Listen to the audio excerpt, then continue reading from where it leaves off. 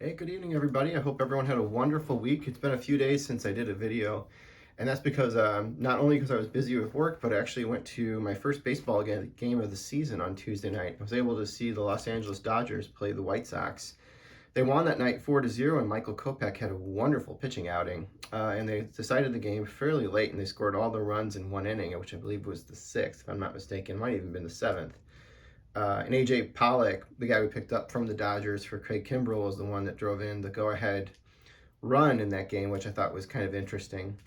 The Dodgers ended up getting the best of the White Sox as they won the next two games, but it was fun being back at the ballpark. I got some cool pictures that I'll probably kind of show on and off throughout my upcoming videos.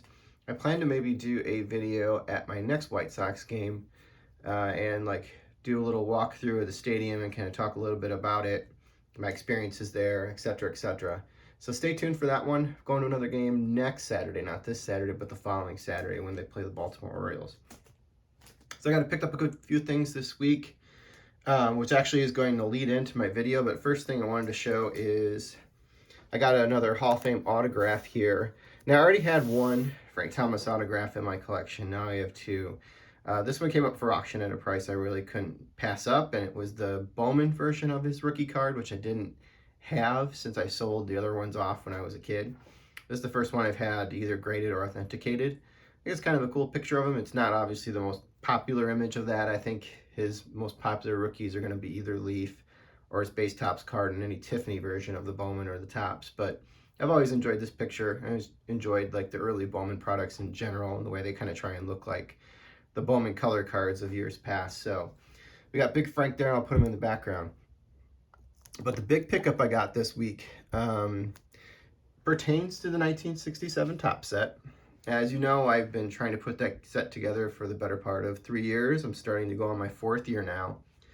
And I've talked a lot about the difficulty of the high numbers, but I'm going to actually spend a little time on this card in particular, just because it's one of the key cards in the set, and it's probably the biggest card. I now have a graded card in my collection.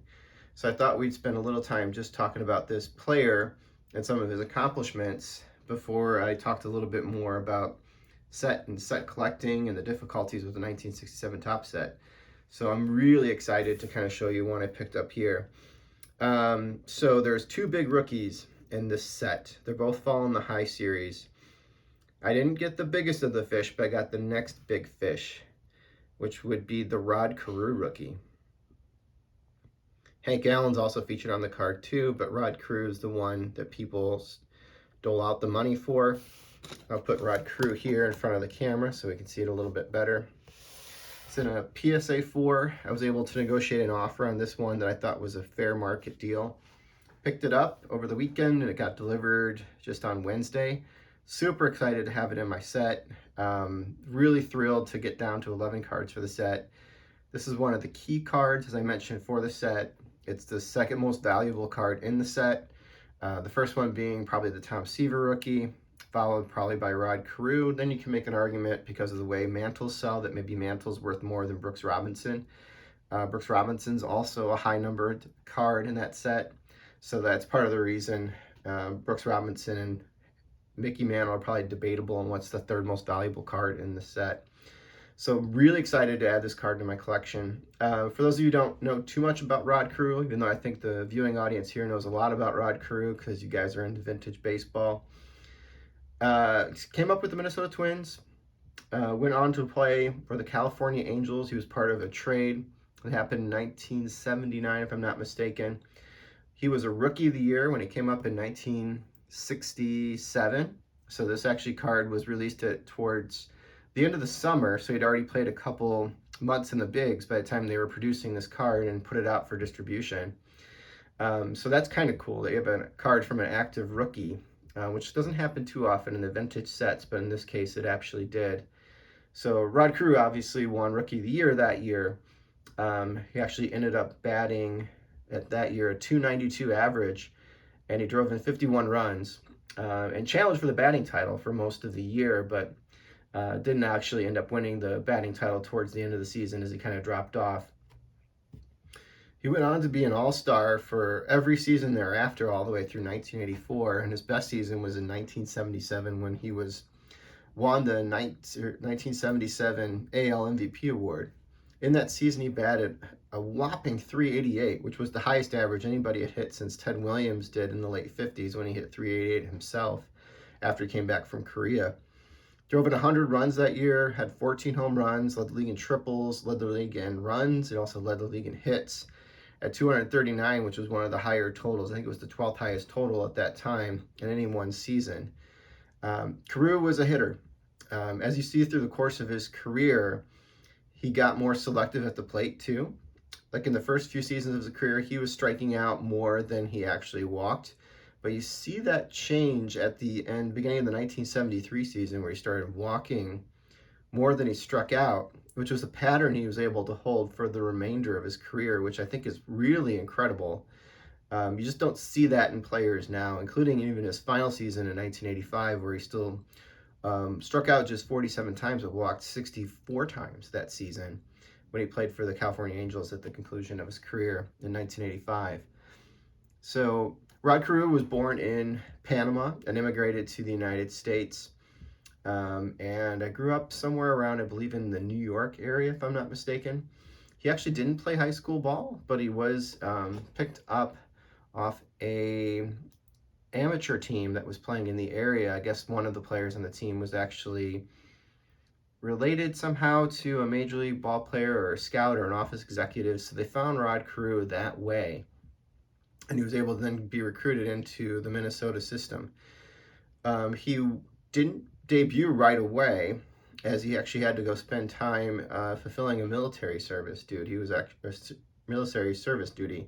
He's actually is a Marine, and he served there, I believe, for 6 years before he actually then was able to come stateside. And actually, I don't know where he was stationed, but he was able to then play Major League Baseball thereafter. And boy, he just really made his mark early on in his career and was an all-star, as I mentioned, for all but one season, which was his final season. He wasn't an all-star. So that's Rod Carew. At the end of his career, he did come back and coached a little bit for two different teams, I believe. For, if I'm not mistaken, the Brewers was one of them, and I think maybe the Angels was another team he was a coach for. He was in the postseason 4 times, twice with Minnesota and twice with the California Angels. His probably best postseason experience was in 1979 for the Angels when he batted .412. He also appeared in the 69 and 70 playoffs with Minnesota. His team was lost in the league championship series, so they weren't able to advance to the World Series for either one of those seasons. And the same was true for his 2 All-Star appearances with the Angels and his playoff appearances with the Angels, which the other one was with the California Angels in 1982 at the age of 36. Rod Carew signs a lot of autographs. He still appears at shows. He's had some health issues over the years, but he's still a pretty accessible player to fans, and you'll see him a lot in products. If you buy new products, you can easily pick up one of his autographs. But his rookie card was not the easiest thing to pick up, so it really started making me wonder. So this high series that I mentioned in 1967 is really difficult to be able to get. And I always wondered, well, why is that? Why is the 1967 Topps High Series more difficult than others? I guess I maybe falsely assumed that there was like an even number of high series printing across the series throughout the 1960s. And I certainly don't have all the print runs to be able to show you one way or the other, but collectors commonly believe that 67 is one of the more difficult sets to put together, which made me really think, okay, what are some of the reasons? And so in my little bit of research that I did on it, one of the things kind of suggests all the late series were released late in the summer. Often the kids were already back at school, or they were starting to think about football, so football cards were also hitting the market about this time. So a lot of the retailers didn't want to buy new cards from Topps, new baseball cards from Topps, because they didn't think they would actually sell, because they still had copies of the 5th and 6th series on the shelves already, so they didn't need the 7th series. So number one, they thought that there wasn't a demand for it. As a result of it, some of these never got shipped west of the Mississippi River. So there wasn't really demand beyond that point for more cards, so that already made it somewhat scarce. And the printing sheet itself for these cards, because it was an unusual number that didn't equate to the normal printing sheet, some of these cards are going to be double printed, whereas some of these cards are also going to be short printed in the ways that the sheet was actually constructed. The Rod Carew is commonly believed to be maybe one of the double print, whereas like the Tom Seaver is considered to be one of the short printed ones in the set, which kind of then fluctuates with the scarcity. I also read that finding these high series in really tight conditions, so we're talking like probably like PSA 8s and above, stuff that's out of most of our people's price ranges, is extraordinarily hard to be able to get. So I got a PSA 4, which is a pretty common grade. When I looked at the PSA report, there was still like, I don't know, some 2,000 plus cards more that were graded a higher grade or higher. So we're still talking probably like a pop count, and PSA probably still somewhere around under 4,000, which sounds like a lot of cards when you kind of think about like some of the serial numbers today, but in the grand scheme of things with vintage cards, it really isn't. And the ones that are in really good condition are actually going to be a much smaller number. That's why you want to be able to kind of look at your pop reports when you're starting to look up cards to see is this card that I have in a high grade and a scarce grade at that. So anyway, that's another story. So as I kind of did my research at 67, I was also wondering, what are some of the more difficult sets to be able to put together for Topps? So I actually asked a few Facebook groups that I was in, what were other than the 1952 Topps set, which we know has all those really scarcely printed high series cards just because they dumped a bunch into the Hudson River because they weren't selling. Here's an example of the 52s. I'll put some of these out while I'm talking. What were some of the other sets that people felt were the most difficult to be able to put together? I don't think the BGS holders hold so well in there, but I'll move that one. So I got a couple other right here. Some common ones I was able to pick up in BGS holders. And I got a lot of different answers from the people that were on the Facebook group. So I'm going to use some of their responses, some of the content today. So the answers kind of ranged in a couple different qualities. One, true scarcity. True scarcity was one of the values that people started mentioning when there was difficulties with sets. And then there was also scarcity in the quality of the card, meaning the conditioning of the card. So some sets obviously had tougher edges and borders and stuff that just didn't really hold the test of time. And so those are some of the reasons they did it. And the third one that kind of people mentioned was because of the cost of the cards to be able to complete them, because there's really big rookies in it. So let's start kind of go through some of the ones and some of the reasons people mentioned, starting with 1954 Topps. This one doesn't necessarily have cards that are like super short printed that I'm aware of. I don't have a lot of 54 Topps cards. I just pulled out the Phil Rizzuto and the Duke Schneider at this point. Don't have any graded examples to show you. But some of the reasons people listed this one is because of the super expensive rookie cards in there. And obviously if you want to get a high grade set, centering was always an issue in the older cards. Some of the borders are going to be pretty roughed up because of some of the coloring, the way they kind of designed them. So, but that's the truth, like any cards from the 1950s. So that's like one example of one of the sets that people mentioned. Another one from the 1950s was 1953 Topps. Here's a 1953 Topps Eddie Mathews. There's a second year card of him. Probably the most affordable option for people if they're trying to put Hall of Fame cards in their collection since his rookie's so expensive. But this one was also kind of some of the conditions because of the color border at the bottom, but because of the sheer price of some of the cards in the set were another reason. And there are some cards that actually are short printed within the set, including a higher series that is a little bit short printed as well. So 53 was one that people kind of mentioned for some of those reasons.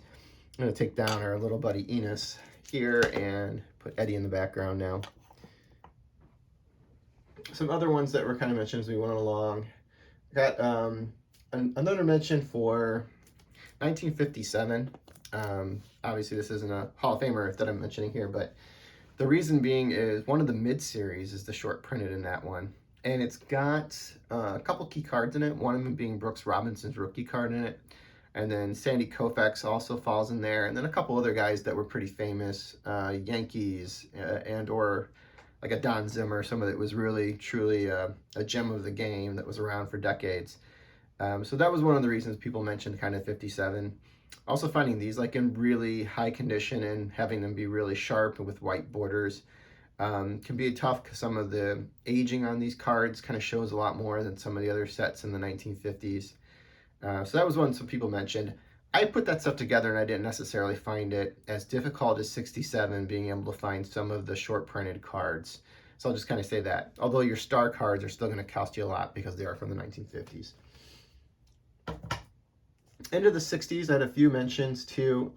Starting with 1961 was kind of the first one where somebody mentioned that the high series were just kind of a pain in the butt. I don't have any high series from 1961. I'll show some examples here of 1961 cards.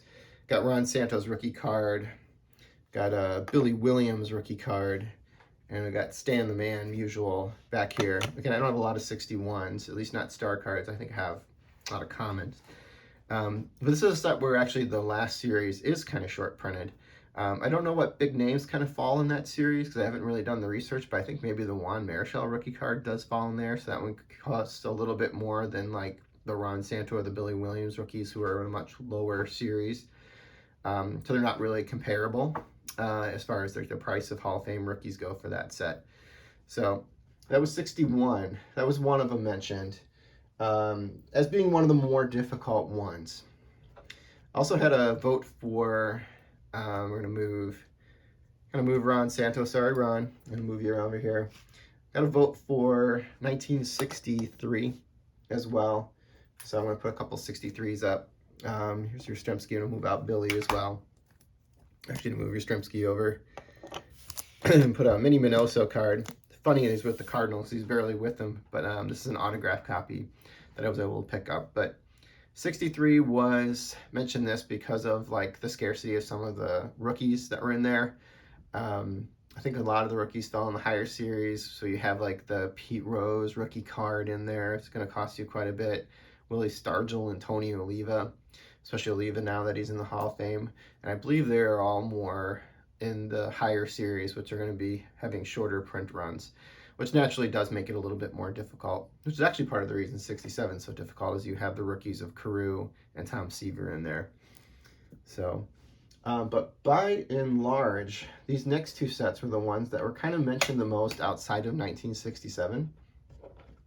Like 67, I'm going to move Eddie Matthews over. Put Minnie in the sideline here. Like 1967, I got a lot of votes for 1966, which is not a set I've really an approach to put together so far. I'll put Pete Rose down. But the 1966 top set also has a lot of short printed cards in the back, and there's actually some Hall of Famers that fall in there, meaning even Gaylord Perry, who's the last card in the set. In addition to that, there's also Willie McCovey. And I've also heard that some of the common players in there are just not common cards. You have a hard time being able to locate them, and they cost a pretty high value.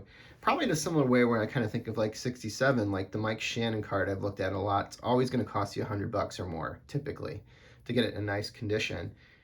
Yeah, he was part of the World Series team that year, but he's a super common player. But his card was short printed, which kind of just really jumped up the value on that card. Some other 67s I got here, the rookies for Ferguson Jenkins, another Cub player, and then Don Sutton on there too. Those are actually pretty affordable because they're in the lower series. You can pick up their rookie cards even graded for probably less than $100 each for ones, as long as you're not trying to get something that's like a higher grade. But then finally, I'll kind of move Ferguson Jenkins aside. The last one I wanted to kind of point out, and this is the one that got a lot of votes, probably from people that are collecting sets from the 1970s, and I totally agree.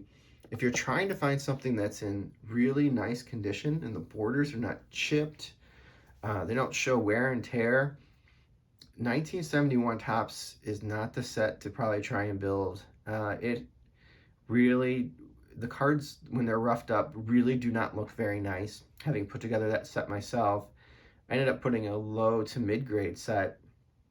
And even though I have cards that are probably like, would be like 3s, 4s, and 5s, they just don't look very nice. It's like some of my other sets where I've been able to get better looking cards that have white borders. So finding high grades of these cards is the reason people listed this one as a set that's really difficult to be able to build if you're trying to find something in high grade. And you probably know out there, if you've been trying to look for 1971 Topps cards of stars, Hall of Famers, and rookies, anything like a PSA 7 and higher, you're doling out a couple $100 for a lot of those cards, sometimes a lot more, to be able to get that card in the grade that you're desiring, be able to put that set together. So you can imagine even the high series, which also is short printed for 1971, those cards are also being difficult to be able to kind of get in like good condition, even for players that are common. And when you throw a star on top of there, it's going to be a lot more. And the high series, which is a little bit more short printed and also has double prints and short prints, just like 67's, got a Hall of Famers in that series too, that are a little difficult to be able to pick up. I think Frank Robinson's one of them. Luis Aparicio is another. It's got the Dusty Baker rookie card in there, which I think he'll get in the Hall of Fame as a manager. So for those of you kind of building sets out there, those are some of the ones that, if you're looking for a challenge, embrace it. If you're wanting to maybe shy away from something that's going to be a little bit more challenge and it's going to end up costing you tons of money, these are maybe sets to try and avoid if you're trying to build sets for the first time. As I mentioned before, 67's been a great set to be able to put together, but man, has it taken a long time, and it definitely has cost some money to be able to do that. And I still have 11 cards to go, and I still have some of the bigger ones to be able to pick up. So, you know, that just gets my mind going with a lot of dollar signs. But kudos to those of you who've been able to put those sets together. You know, I'd love to hear about your experiences in the comments of putting some of these sets together. And again, I kept it just with the Topps theme. You could definitely pull sets that are not Topps sets that are probably more difficult to put together here, and I definitely acknowledge that, but I stayed just with Topps, vintage Topps specifically, because obviously if you're trying to do something modern, you could try and get serial numbered sets of cards out of 50 or less for the entire set, and yes, that would probably be more difficult than putting some of these together, and I fully acknowledge that, but that wasn't the theme, what I was going for, or typically what I collect myself. So I hope you guys have a great weekend. I was very happy to be able to share this Rod Carew rookie with you all, and keep collecting. Have a wonderful weekend. I will be at a card show on Sunday locally here in the Bloomingdale area. So if you're going to be out there at that card show at the Woodfield Hilton, I believe it is, or the Hyatt, the one that happens every second Sunday of the month, look for me. You know, say hi. Let me know that you're going to be there, and I'll try and look for you as well. I'll be there for a few hours in the morning. All right. Have a great weekend.